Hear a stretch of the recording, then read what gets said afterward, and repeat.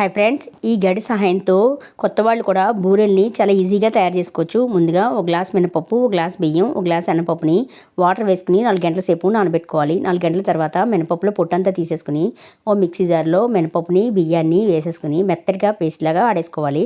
తర్వాత నానబెట్టుకుని శనగపప్పులో వాటర్ వేసుకుని మెత్తగా ఉడికించేసుకున్న తర్వాత ఒక గ్లాసు బెల్లాన్ని వేసుకుని కరిగించేసుకున్న తర్వాత మిక్సీ జార్లో వేసేసుకుని మెత్తటి పేస్ట్ లాగా చేసేసుకోవాలి. దీంట్లోకి ఒక స్పూన్ యాలకుల పౌడర్ కూడా వేసేసుకుని బాగా కలిపేసుకుని చిన్న చిన్న బాల్స్ లాగా చేసుకోవాలి. తర్వాత మనం తయారు చేసుకున్న పిండిలో ఈ శనగపప్పు బాల్ని వేసేసుకుని విడిలో చూపిస్తున్నట్టుగా తీసుకుని కాగుతున్న నూనెలో వేసేసుకోవాలి. తర్వాత గరిటెతో ఎలా వేసుకోవాలో ఇప్పుడు చూపిస్తాను. మనం తయారు చేసుకున్న పిండిలో శనగపప్పు బాల్ వేసుకుని గరిటెతో కోటింగ్ ఇచ్చేసుకుని విడిలో చూపిస్తున్నట్టుగా తీసుకుని కాగుతున్న నూనెలో వేసేసుకోవడమే. రెండు వైపులా వేగిన తర్వాత ఓ సర్వింగ్ ప్లేట్లోకి తీసేసుకోవడమే. నోరూరించే ఈ బూరెల్ని ఇలాగా సింపుల్గా తయారు చేసుకోండి.